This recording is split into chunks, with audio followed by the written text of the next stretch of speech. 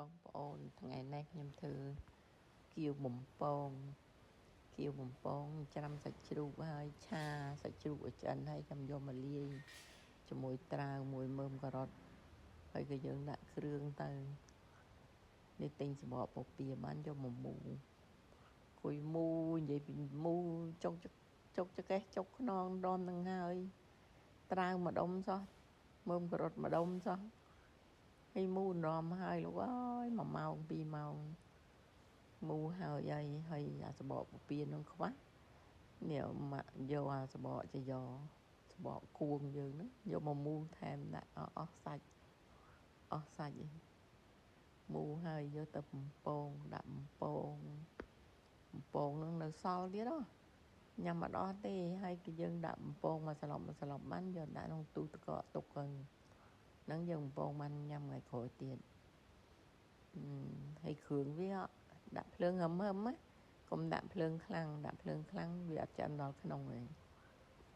គ្រឿងវាដាក់ត្រាវមើមការ៉ុតឆាសាច់ជ្រូកដាក់លាយហើយប៊ីយឺហ៊ឺដាក់ប្រេងខ្យងដាក់ប៊ីចេងស៊ុបខ្នុរម្រេចស្ករបន្តិចទៅខ្ទឹមបំពងខ្ទឹមទៅឆាទៅហើយក៏យើងដាក់គ្រឿងវាមកល្មមមកណាកុំឲ្យដាក់ប្រៃពេកលែងឆ្ងាញ់ហើយយើងបំពងហើយយើងចង់ញ៉ាំជាមួយទឹកត្រីជូរអែមក៏បានញ៉ាំជាមួយទឹកម្ទេសដបក៏បានទឹកប៉េងប៉ោះក៏បានស្អីយើងចូលចិត្តជ្រលក់អីញ៉ាំហ្នឹងទៅ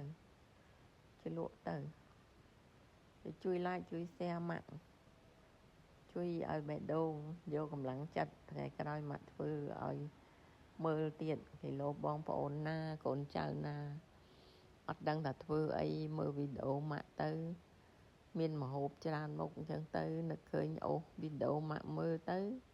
គាត់បានម្ហូបប្លែកធ្វើក្នុងផ្ទះឲ្យកូនចៅយើងញ៉ាំឲ្យប្តីយើងញ៉ាំឲ្យបងប្អូនយើងញ៉ាំឲ្យម៉ែយើងចាស់នៅផ្ទះអីគាត់ញ៉ាំណា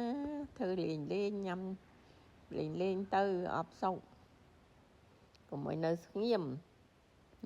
នាំធុញថប់